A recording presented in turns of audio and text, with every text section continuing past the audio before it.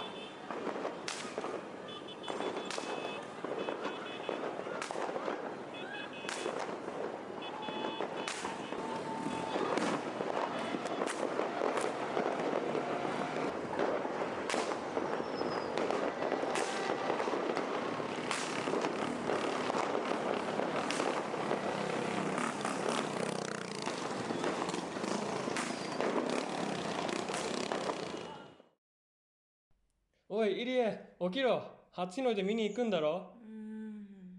早くしないと上がっちまうぞ。何時今？もう時間だってば。もう俺だけ見に行くぞ。